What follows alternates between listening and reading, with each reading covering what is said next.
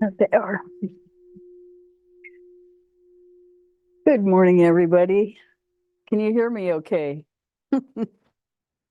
Okay, welcome to Conversations with Anasa. So, before we start meditation this morning, I'm going to introduce a new meditation that I've found that is a Taoist meditation. And if you think of the symbol for Taoism with the white being half with this kind of half and half kind of an S curve, and then the black in the other half, and then a dot of white in the black and a dot of black in the white. This is symbolic of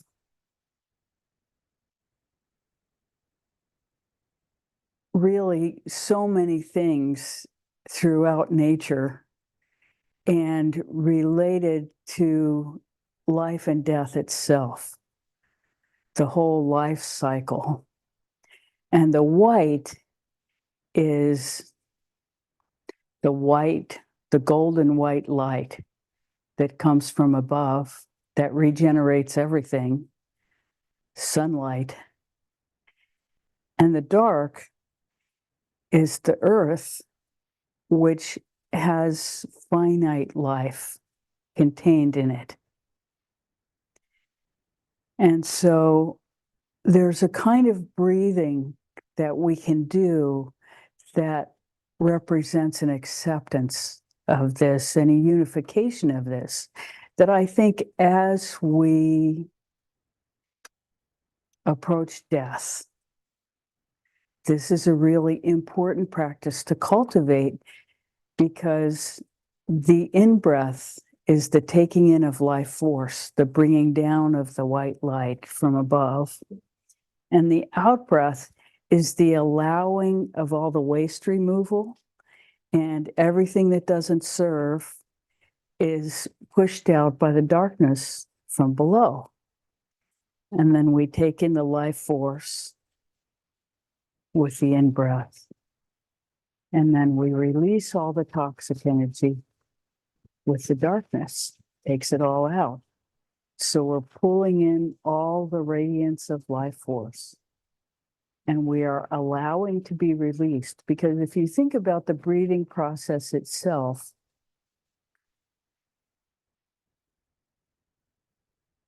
the part that takes effort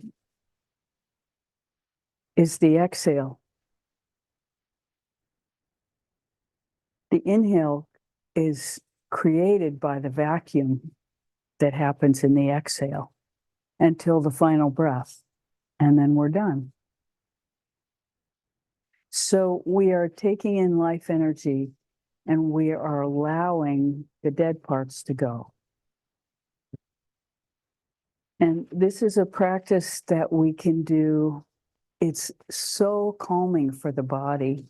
It's really good to do it as we fall asleep and first thing in the morning when we wake up, to greet the day with it. So we're taking in the morning light, which is the most powerful, as we wake up and greet the day.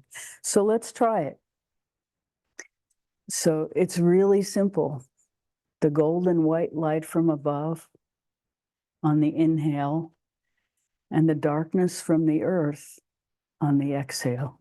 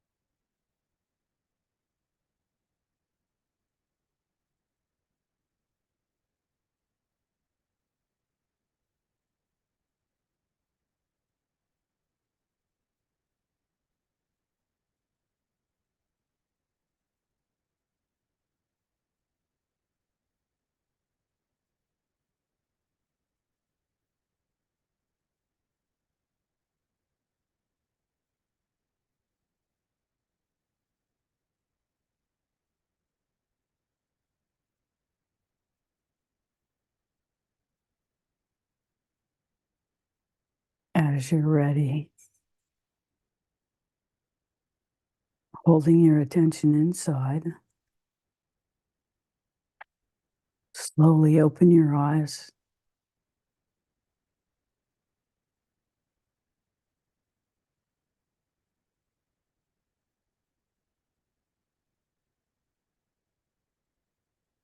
And we'll open it to questions.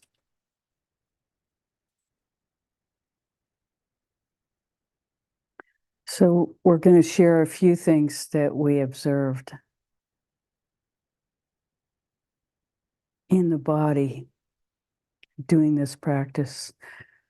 One is that sometimes it's hard to have the sensation of the breath going out the bottom of your feet. But it's okay to just use your imagination, because the energy follows our attention. So if you take your attention there, regardless of what your experience is, you can be sure the energy is already doing it. And your attention is beginning to bring your awareness to something that's already happening. And then as you exhale, you can feel, you can sort of intend that there's a vacuum, allowing the energy of the earth to rise up into your body. And there are lots of Qigong practices where you cultivate the energy of the earth and you bring it into kidney 1, which is the point about, if I'm remembering, about halfway. It's about, on me, it's about an inch down from the center of the ball of from the center of the toes. So right between the second and third toe, and then down into the ball of the foot. That's where I think of that point. I'll look at it and let you know next week if I've remembered it wrong, but it's in that general area. And so this is a well-worn practice that I think is really good for us now. And we're totally interested in how it feels to you. And any thoughts that have arisen as you've tried it?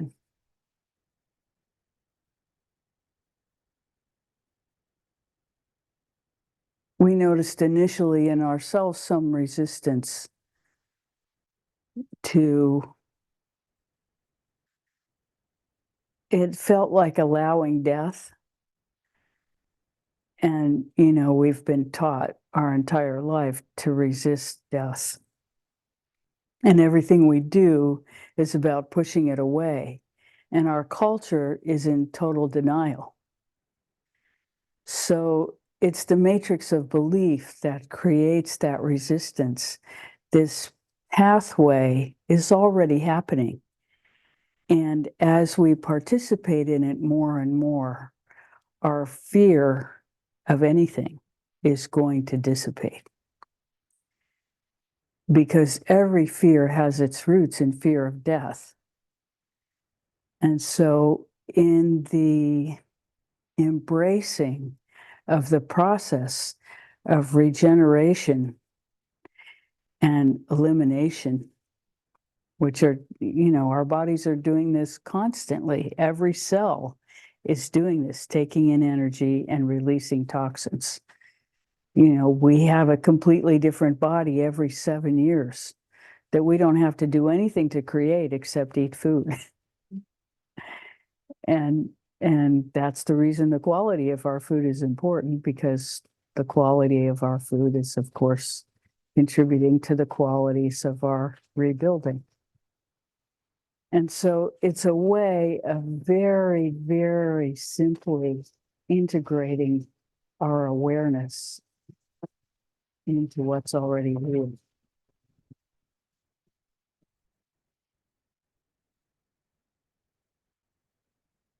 So we'd like you to start practicing this and see how it feels for you. And it feels very timely and relevant to all of us at this moment, because it makes the whole process up close and personal, which it already is. It's just that we manage to keep it out of our awareness. And so it becomes part of our shadow side that's driving our unconscious instead of our conscious. And when we consciously embrace this, of course, we're going to become a wiser person, because we are embracing our connection with the whole of life and welcoming that energy. And both parts of it are restorative. And so we can assume that the death process is the release of the toxic body, so that we either go somewhere else or we just disappear. And we don't know which is which, and we're not meant to. We're really not meant to know, because then there would be no mystery. And the value of acknowledging this is that we live in a kind of honesty about life itself, so that we're not approaching anything with fear. And the release from fear is the greatest gift we could give ourselves. Every fear comes down to fear of death.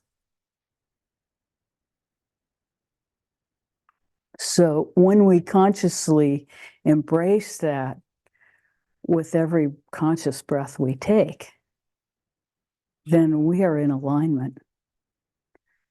And it's so simple. The alignment we seek is found in the breath. And you may notice as you do this practice that the ultimate practice is to breathe through your nose, in and out. But it's fine to breathe through your mouth whenever you need to, and to, take shorter breaths within the longer breaths as you begin to accustom your body to this process of bringing in and letting go. Because it's, our breath is very often part of an anxiety pattern that doesn't go below here. And so, getting it to lengthen and our bodies to relax, to really take in the breath all the way to our feet, is a process in itself. And it may take a couple of days, may take a couple of weeks. I mean, it'll take whatever it takes, but it's worth it. And visualizing it going out your feet is as good as having it happen. So just, and your consciousness will follow along with it as you practice.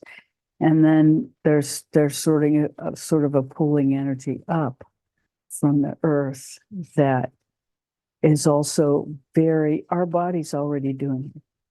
We're just getting our conscious awareness into that process so that we're participating in the reality of every breath being a new birth and every exhale being a new death.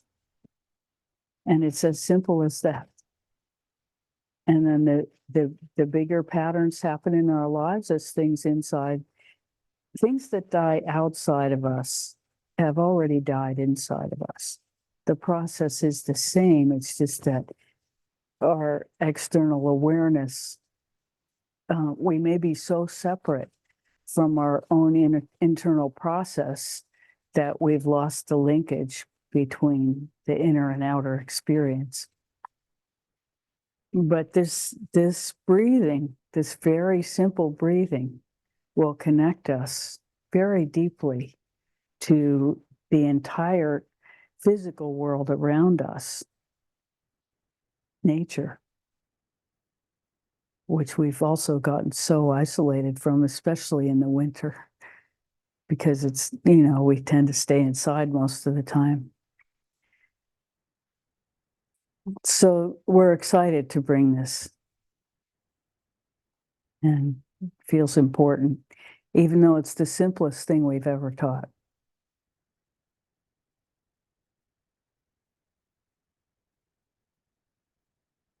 So, how is everybody? What do you want to talk about today?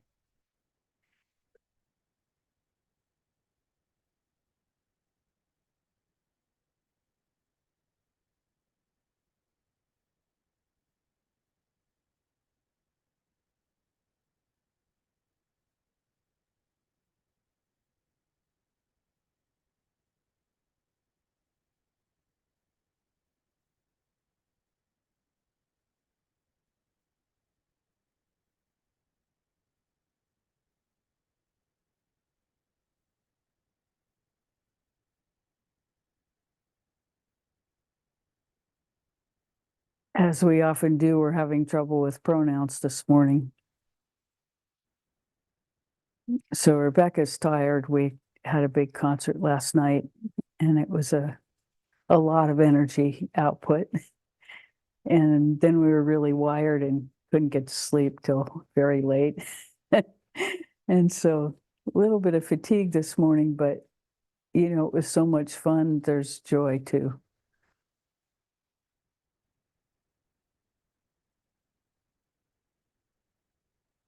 And we almost got a recording last night.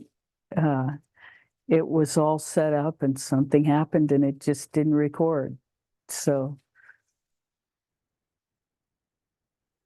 but if you want to hear our trio, what's our website, Andrew? I think it's tm2.pdx dot, is it .com?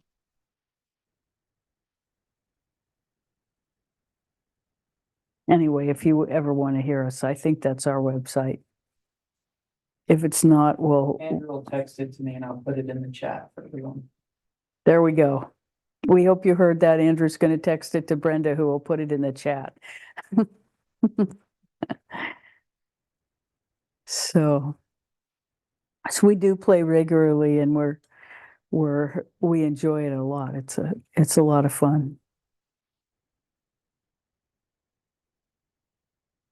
As our first meeting of the new year, is there anything we can look forward to in this new year? Is there any energies that we should embrace or be aware of?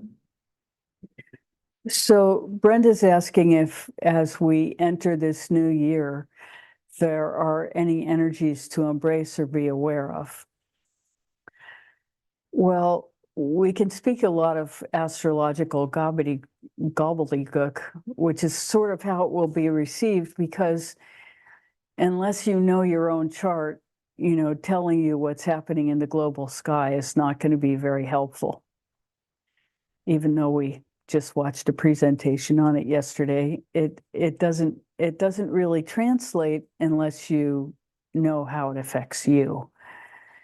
So what we will say is that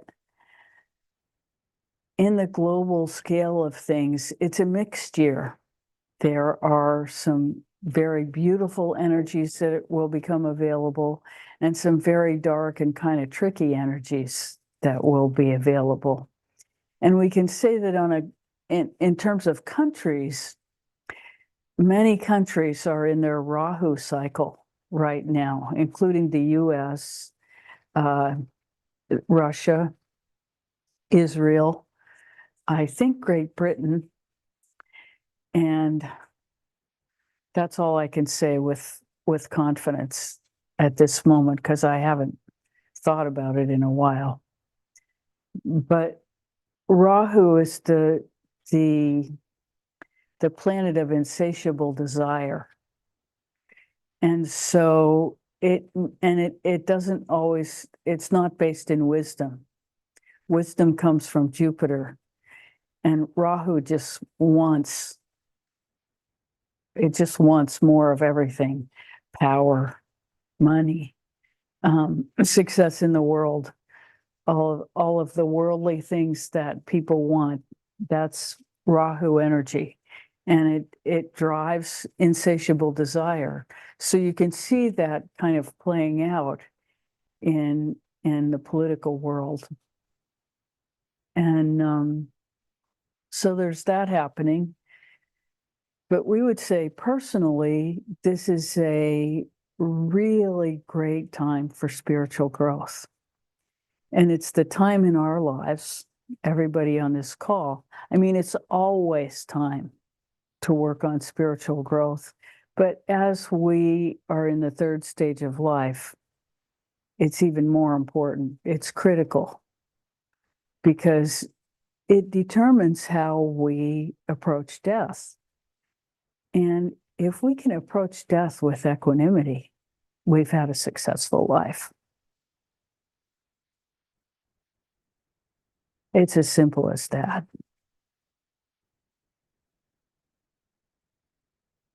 And of course, the body will go through what it goes through between now and then. None of us can avoid it. And for some of us, it will be harder than others. We don't have a choice about that. I mean, most things, the more I study astrology, the more I realize that most things, our choices have to do with the small patterns over time. You know, whether we choose to exercise or not, what we eat, how we work inside ourselves every day.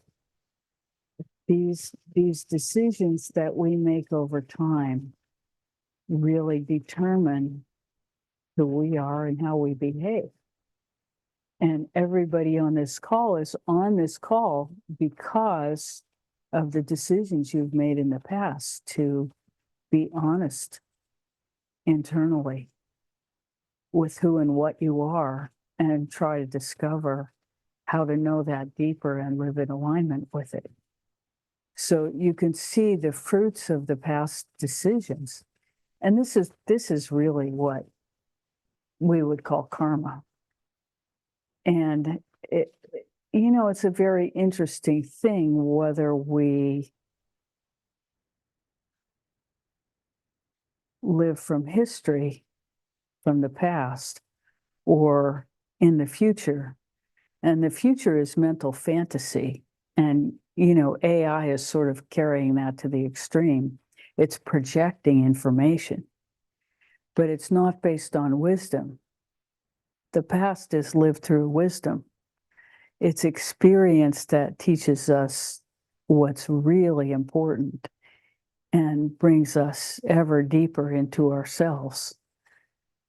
And information dissipates our awareness into some energy field of information.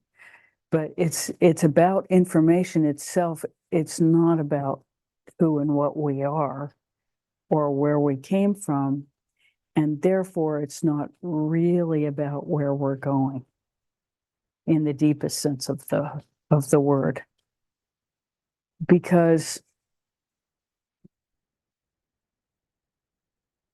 it's our inner that determines everything about the quality of life, not information. Information, you may notice, is constantly changing. What was true yesterday is not true today. Wisdom is eternal.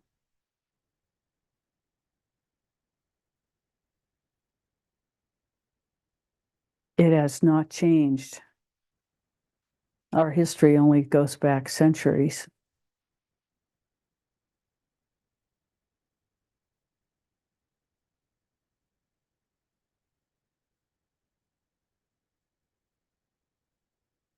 Who knows how far back our feeling sense goes, our contact with wisdom. That is in every breath we take.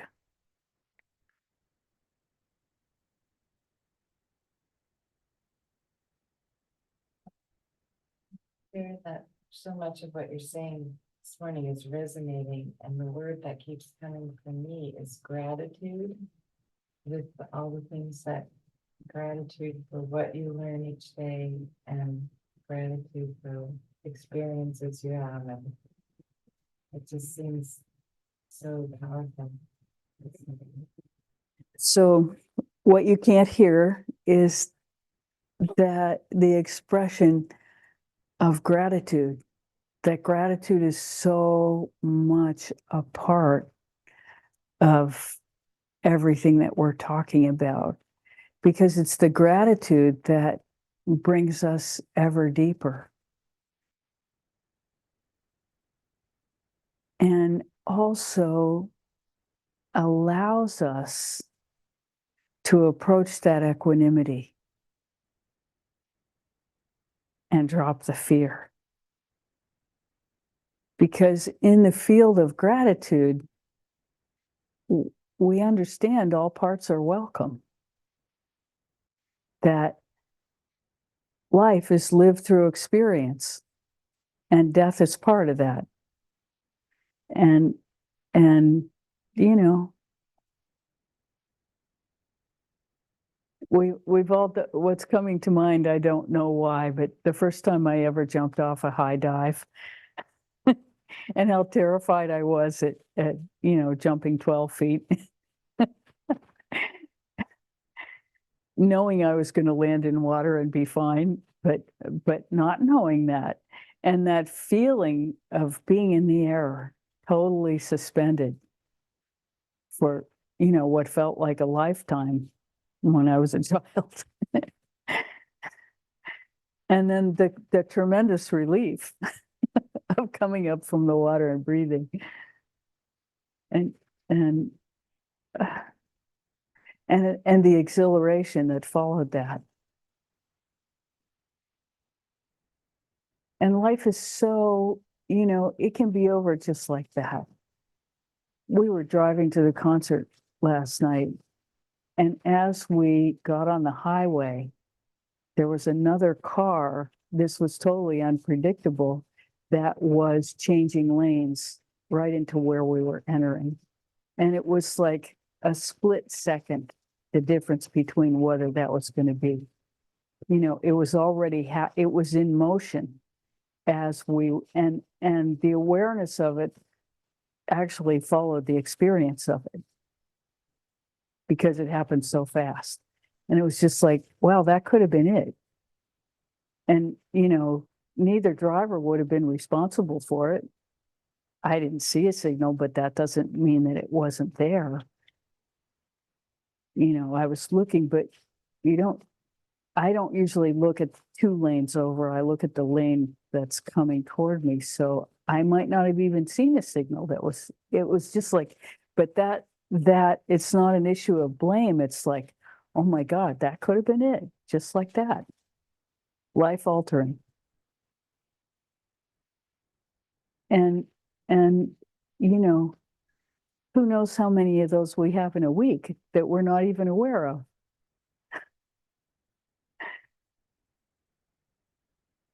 That one, it was over so fast that we didn't even really react to it. It was gone before we knew it. Quite literally.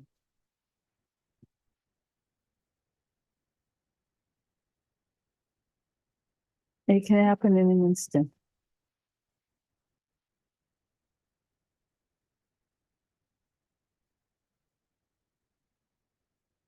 And we don't get to choose. We don't really get to choose, as far as I know.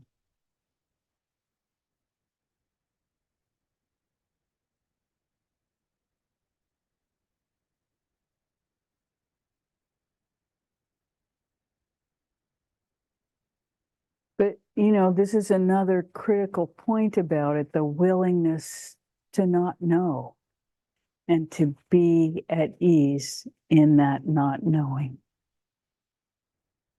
So we don't have to make up something like it doesn't happen, or, pretend.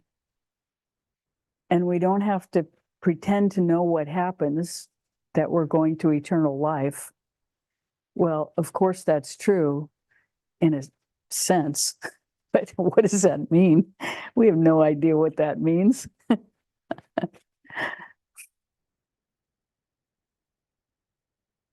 what's alive of us about us can't die. That's true. But whether our personality certainly is probably not related to that. And who knows where our awareness and our personality depart, where they separate. We don't know. We don't have any idea, and we don't have any control over it.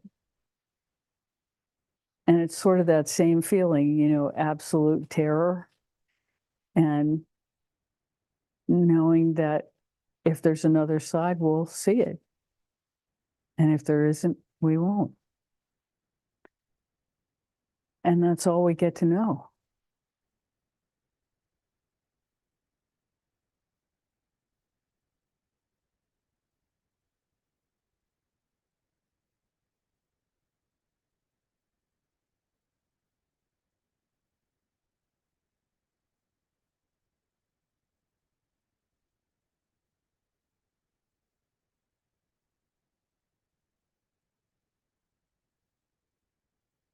And there's also gratitude for a life well lived. That's what contact feels like. You know, that's what being in the flow, really being connected to the life and death of the breath. That's that contact, a life well lived.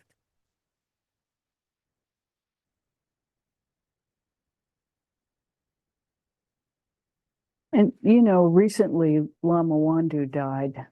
He was a Tibetan Lama that we were fortunate enough to share company with for, I don't know, a lot of years. And we did a lot of practices with him. So, and we were energetically fairly close. And when he died, we were aware of it. We could feel his energetic being completely expand and continue to participate in the awareness of every life that his life touched. We had access to his expansion when he died, even though we hadn't seen him in probably at least 5 years. And so this energetic work that we do, we have no idea who it really touches, how it touches, and how it benefits others. But we can tell you absolutely that it benefits the whole. Every single conscious breath that we take benefits every other conscious breath on the planet, which benefits every other. I mean, it's just exponential how it works. It's not 1 + 1 equals 2. You know, it's 2 + 2 × 2 = 4 = 16. And then we start to lose it. I think it's 16 × 16 is a lot. Further than we can do in our head at this moment.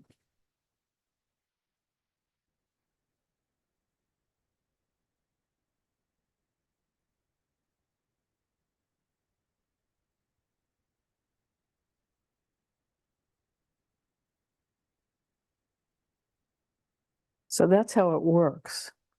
Sure, come on in. Hey, good morning. Good morning. I just, what you're talking about resonates and about spirit leaving the body. And I was with a girlfriend of mine when her mother passed. And we were both at either side of her. And my friend had been with her for a couple days, and I finally came in and to just well, I couldn't visit. We were together with her in the room for all day, and I noticed her breathing change, and so we went up and stood either side of her and touched her, and she passed right not long after that. And I felt this huge energy pass through my body and up. And my friend didn't feel a thing. I think it was curious to her. But so that was pretty powerful. That life force was pretty dang strong. She was a powerful woman, but so it just, to me, just was like, wow, that was a personal experience with the power of the spirit just running right through my body and on up. And Mm-hmm. so pretty neat. And as far as swimming classes, yes, I too stood on the edge of the tall board. And what I did is back down. You never Down went the off? stairs. I did eventually, but Yeah. not the first time. Yeah. Yeah. So, thank you for loving the morning discussion. Thank you. So we want to say a little bit more about gratitude. Everyone in this call has contributed to ANASA enormously. And we want to express gratitude for that conscious contribution over and over and over, that we don't seem to be able to have found a channel to express the gratitude back. But we feel the generosity and we're so, so grateful for it. We want you to know that even though we rarely speak of it, because we're not so focused on the material, it doesn't mean that we don't care. It means that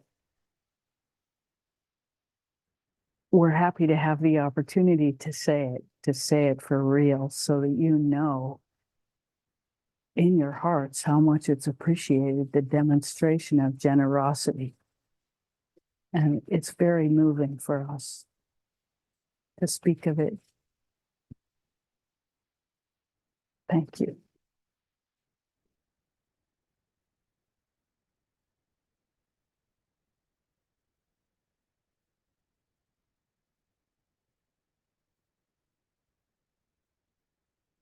And it's part of the cycle of life, the in and out of our material and non-material existence. They're inseparable. So we just want you to know it makes a great difference.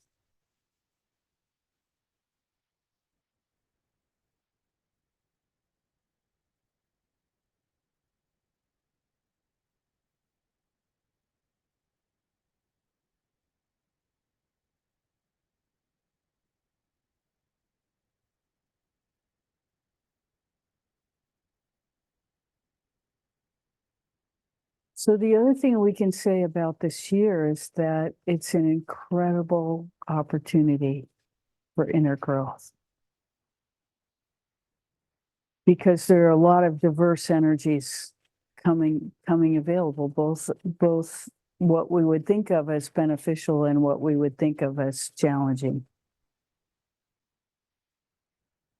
Because we're all old enough to know that the challenges have been the seeds of our greatest growth, and that the good times, although full of celebration, are not always the biggest growth times. Sometimes they're just big expansion. And we have to be careful of the expansion, because we don't want it to carry us away from what we know is really important. And that's our own inner work.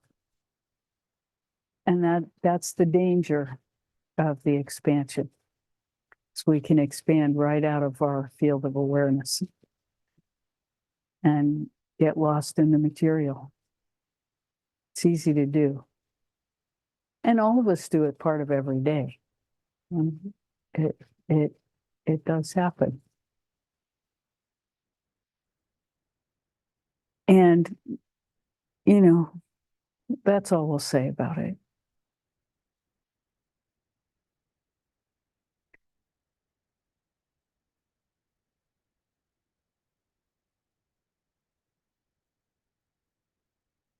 Anything?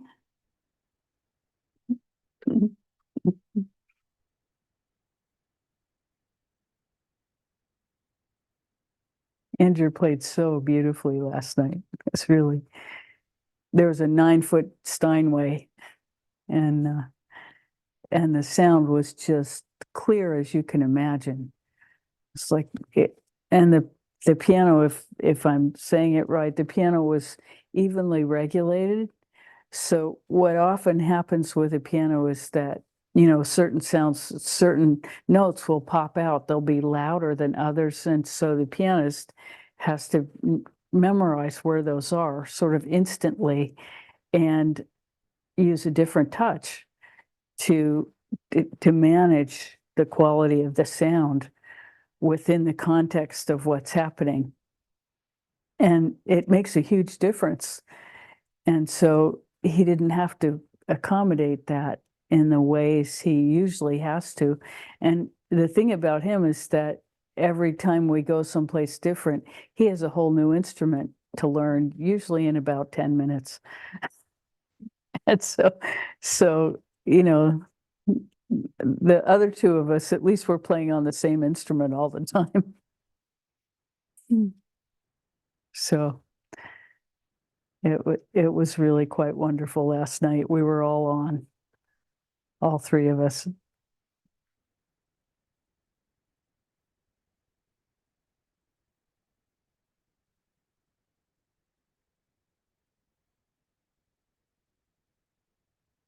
And, it's important to all of us that we all know this, that we have a worldly life as well as an inner life, because it's where we get it's where we get the food for our growth. And it doesn't matter what it is, but it's important that we participate. And in different phases of our lives, we participate in different ways, and more and less.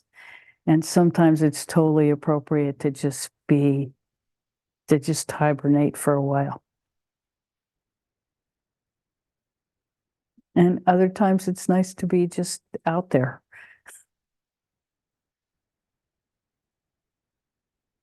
All of it, all parts are welcome. There is no judgment about how we get our experience.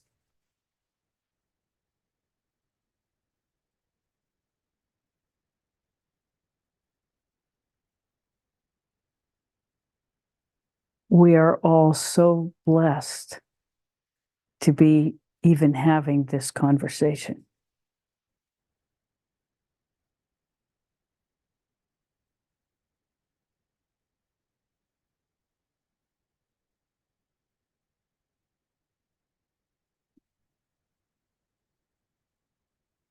And we've said it over and over, nobody deserves it and nobody doesn't deserve it. It's just, we're lucky.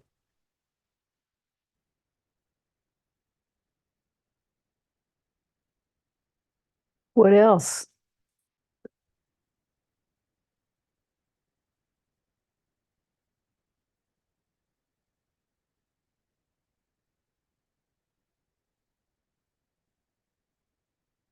We'll see, the eclipses this year are all visible from North and South America. And generally the challenging effects of eclipses happens after the eclipse in places that where the eclipse was visible.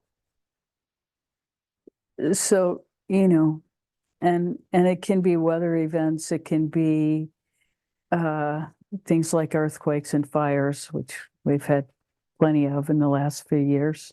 Weather events, earthquakes and fires, those are some of the main ones that happen. 9/11 happened I forget how many weeks after an eclipse that was visible from New York City.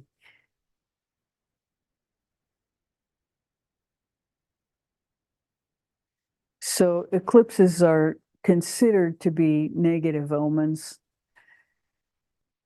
but it's not.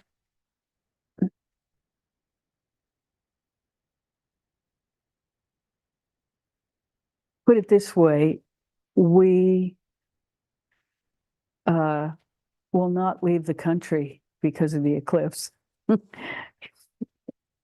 that period of time. It's not that kind of personal danger.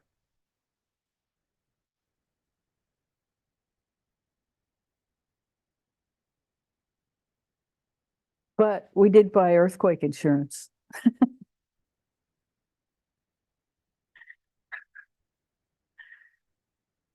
So, that's how we think about it. And we didn't have it before. It never occurred to us. Even though it's, kind of an earthquake prone place.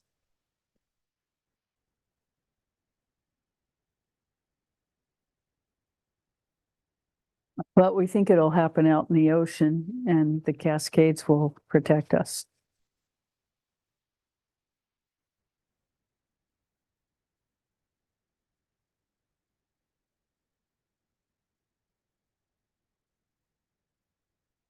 So it's not that we don't think about it and do what seems practical, but that doesn't include fear. And it's not based on fear. It's practical.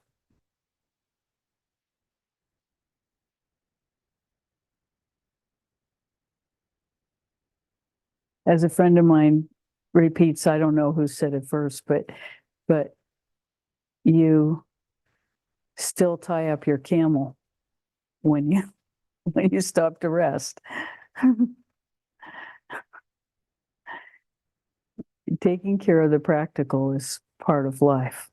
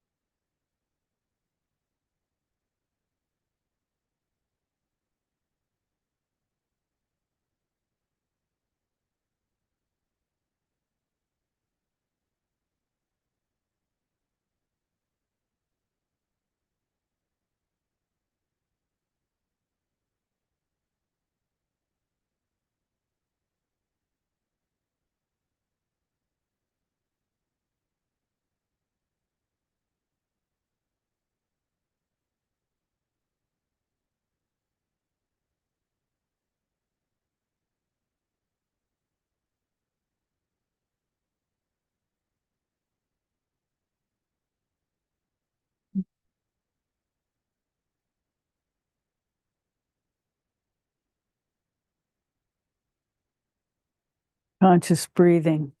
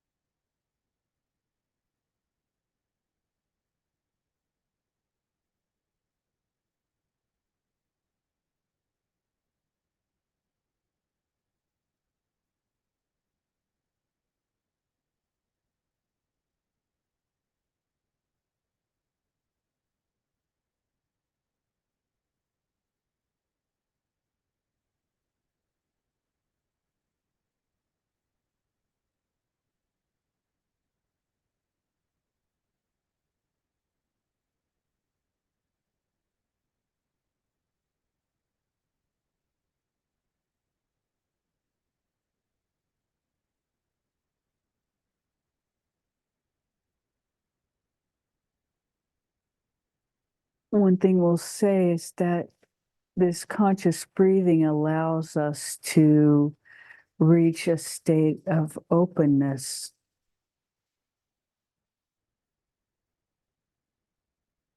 that is free of expectation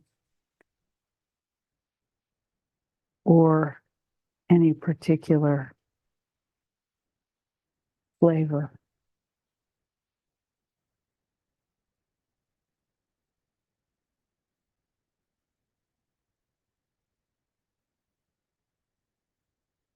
It allows us access to that which is our source.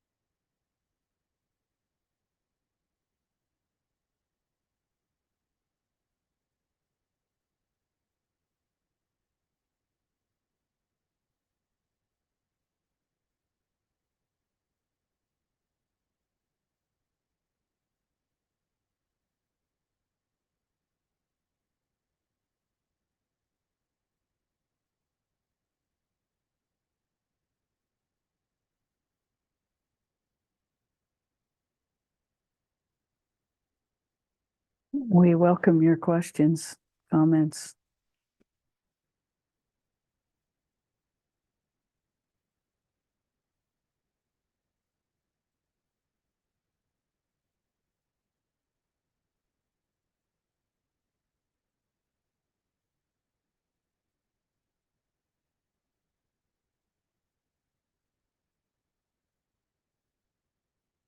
And most of all, we're grateful for your presence.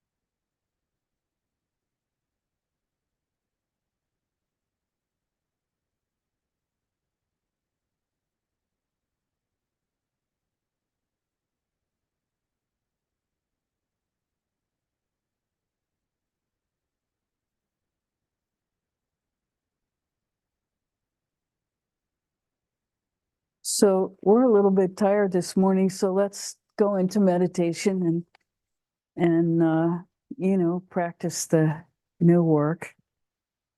And unless somebody has something they want to talk about, we're happy to be available, but a little on the wary side today. Okay, so let's practice for a bit.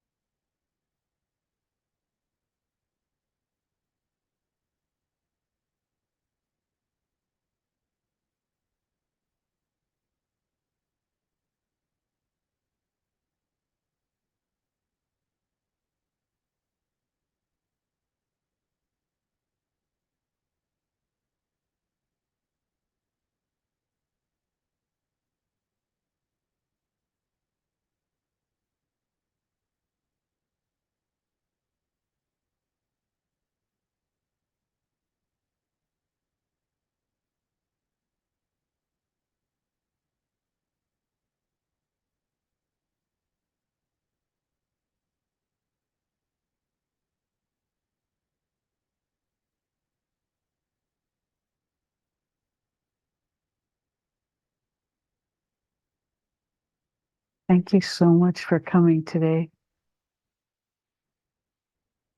It's such a joy to be with you.